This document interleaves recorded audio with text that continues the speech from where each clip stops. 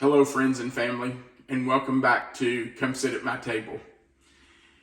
This is the middle of October, and of course, it's the fall of the year.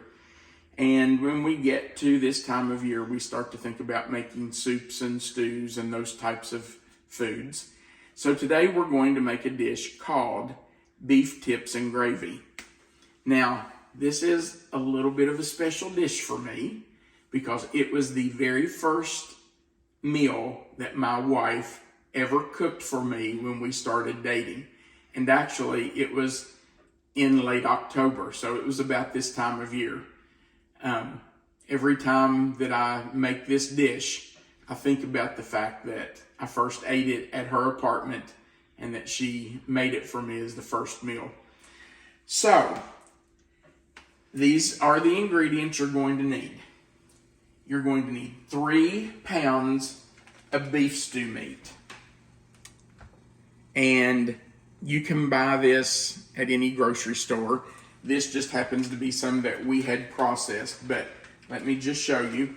It will come already cubed up in chunks like this. And you don't have to do anything to it but open it and dump it in. You're also going to need 3 cans of soup. You're going to need 1 can of cream of onion, 1 can of cream of mushroom, and 1 can of cream of celery. That's really the entire list of ingredients. Beef stew meat, 3 cans of soup. Now, if you want, you can add some salt and pepper. I'm not going to add salt today because I'm using just regular Campbell soup, and it's already got lots of sodium in it. If we taste it after it's been cooked and we decide that it needs a little bit of salt, we can always add it at the end. I am going to add a little bit of pepper today, just because I think it gives it a little bit of flavor. So that's it. Let's put this together.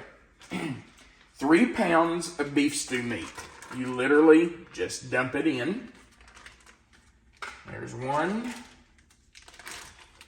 2, and 3. 3 pounds of beef stew meat. I'm going to get rid of this plate. All right, babe, if you can look down in here and just let them see that literally it's just pieces of beef.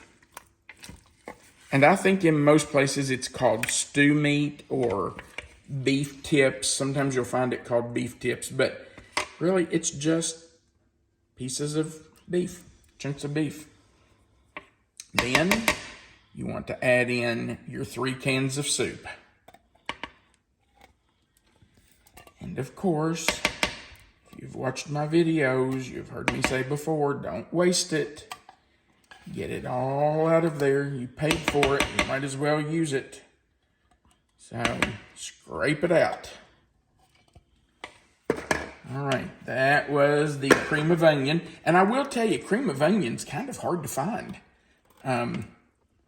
Used to, everybody carried cream of onion, but the only place we can find it now in our town is at Kroger. And I don't think they always carry it. This morning they had quite a bit of it, but we went to other grocery stores and nobody else had it. This is a can of cream of mushroom and 1 can cream of celery. So you just put all 3 of those in. Now this soup is what's going to make your gravy. And I'll tell you, I know that sounds crazy, but it makes a really good gravy. It is really good. You'll be surprised if you make this, how good the gravy is with it. All right, let me dig out all of it. There we go. All right, so we've got all that in, and all we do is stir it up. Now, I think I've said on other videos, my wife hates touching raw meat. It's just not her favorite thing. Right, babe? Yes, but you don't really have to touch it to make this recipe. Well, that's true. You don't. Which is one of the reasons why This was the very first meal I made when we were dating. Because you didn't have to touch the meat. And it's really very easy. It's a really good recipe too. All right, so you can see, that's it. Now, I am going to add half of a teaspoon of pepper. Just because I think it gives it some flavor. If you want to add a half a teaspoon of salt, you can do that. But with this regular soup, now if you had the low sodium soup, it's not going to have a lot of flavor probably. So you might want to add a little salt, but you know, what's the point of using low sodium soup if you're going to add salt? So your choice. Now, all we're going to do is spray a baking dish. I think this one's almost 3 liters, 2.8 liters, something like that. And you just want to spray it so this doesn't stick. So spray the sides, spray the bottom. Just make sure it's coated well. And then all you have to do is dump this in.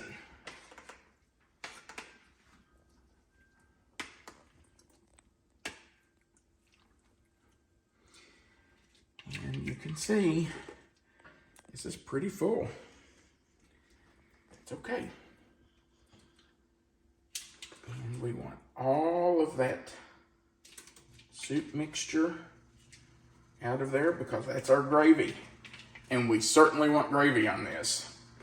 Now, let's talk about how you serve this. There are 3 different ways that you can serve it, that we have served it. The first time Melissa made this for me, she served it over rice. And I think that's probably the way most people serve it. And it's delicious over rice.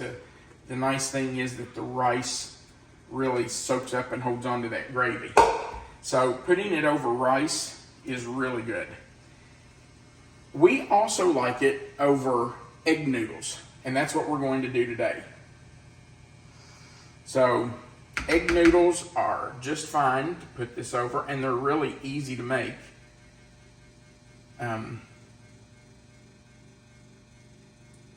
So that's a second way. A third thing you can do is put it over mashed potatoes. And let me tell you, that is delicious too.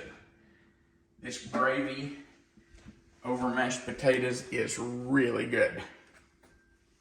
So, it's your choice. Rice, egg noodles, or mashed potatoes, any of that works.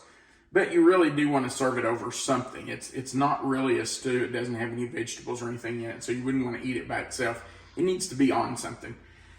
So, your choice. Now, the dish needs to be covered while it bakes. That just kind of holds the heat in and helps cook it. And the cooking directions are a little different. We're going to cook this really low and slow. When I have told people about this recipe in the past and I tell them to bake it at 250 degrees, almost every time the person will say, "You mean 350? No, I mean 250. You want a really low oven, and we're going to bake it for about 5 to 6 hours. Low and slow makes the meat really tender. So set your oven on 250 degrees. Don't make the mistake and turn it on 350. I did that one time, and it was overdone, and the meat was really tough. So 250 degrees. And we're going to cook it for about 5 hours. We'll check it, see if it's done. If it is, we'll be finished. If not, you can leave it up to 6 hours. It'll be fine. This is a really good dish to use in a crock pot too. If you're going to be away from home, you're going to work, you can throw this in the crock pot in the morning, turn it on low, and let it cook for 7 to 8 hours. Won't even hurt it if it's 9 hours. Just make sure you set it on low and let it cook all day. When you get home from work or wherever you've been, it should be ready. All you have to do is boil some noodles or fix a little pan of rice and you're ready to eat. So it's a good crock pot recipe too. In the oven, 250 degrees, 5 to 6 hours, or on low in the crock pot, 7 to 8 hours. All right, we're going to put this in. By the way, if you don't have a lid for your dish, you can just cover it with aluminum foil or something, but you do want it covered.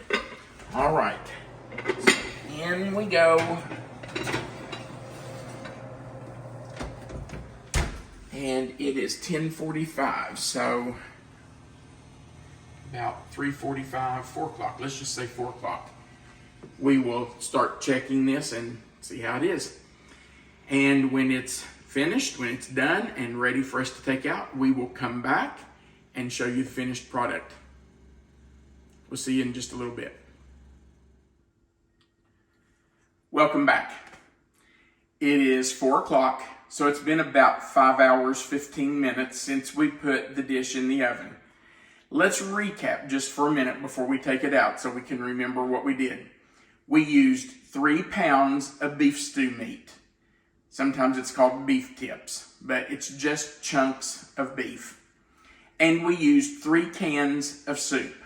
1 can cream of mushroom, 1 can cream of onion, and 1 can cream of celery. That was it. Oh, I did add like half a teaspoon of pepper. You don't have to do that. I did not add salt because we were using the regular soup, and that's got a lot of sodium in it, so I did not add salt. If you want salt, you can add that. So it's been on 250 degrees for about 5 hours, 15 minutes. 5 to 6 hours is about right. I usually do it about 5 hours. So 250 degrees. So let's take it out of the oven and see how it looks.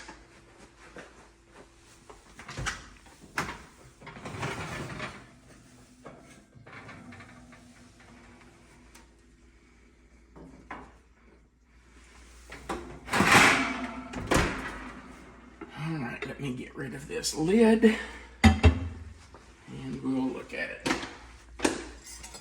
Actually, looks really good. Look at that gravy. Now, I'm not going to lie to you. This is not the same gravy that your grandmother would have made for you when you went over for biscuits and gravy. This is a dark gravy for one thing. And it's soup. But honestly, it turns into a really good gravy. So, just look at that. It's amazing that in 5 hours, that's what you get. So, let's eat. Let's take it to the table, and we will eat dinner. Now, I told you earlier in the video that you can serve that over rice, noodles, or mashed potatoes. But tonight we're having buttered noodles. Buttered noodles are simply noodles that you have boiled and then you drain them and melt a stick of butter in them. It keeps them from sticking together, clumping up, and just makes them really rich. They're delicious. So, let's fix a plate. I'm going to jump in here and say that my home economics teacher from high school would be so proud of you. And why is that? Because you're having a plate full of color. What was your home economics teacher's name? I had several, Miss Webb, Miss Sales. Those were 2 of my favorites, but... And they all said you had to have color on the plate? That was one of the teaching points, I suppose. The truth is that Melissa and I talk about her home economics teachers a lot. Almost every meal we cook, we talk about whether her home economics teachers would be happy with the color that we have on our plate. Strange the things you remember from school, but that's one of them. It really is. And that's one Melissa has remembered. She talks about it a lot. And you know, color is good. It's nice. You don't want a plate full of bland looking food. So, need some color. And baby carrots and peas go really well with this meal. I'll be honest and tell you, I cannot remember what Melissa served with it the first time she cooked for me. But I do remember the beef tips and rice. I don't know what we had with it. All right. Now, this just came out of the oven, so it's going to be hot.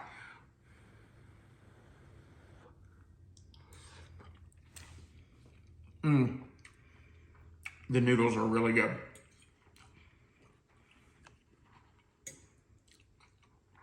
They're just a bag of noodles I bought.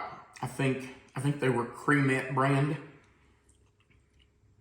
Extra wide egg noodles, I think is what the package said. You boil it 7 to 8 minutes. That meat is so tender. Did you see how that fell apart? Look at that. I want to show you that. Look how tender that is. It just falls apart. Looks really good. It's amazing how tender that becomes. Okay. I know this is scorching hot.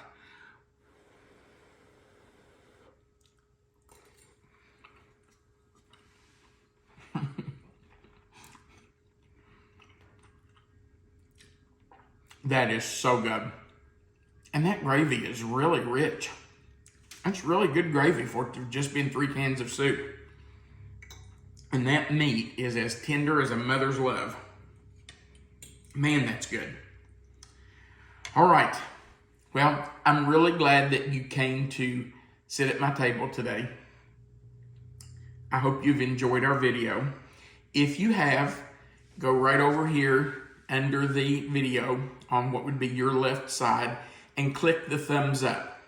That just tells YouTube that you like the video and you like our channel. Over on the right side under the video, you'll see a little box that says subscribe. If you haven't already, please click that box and subscribe to our channel. That helps us grow our channel so more people can see our videos. And right beside of that, you'll see a little bell. Looks like a little dinner bell. Just click on it and click the word all, and YouTube will notify you every time we add a new video, so you'll know there's something new there to watch. You are always welcome to come sit at my table. Come anytime. Thanks for watching.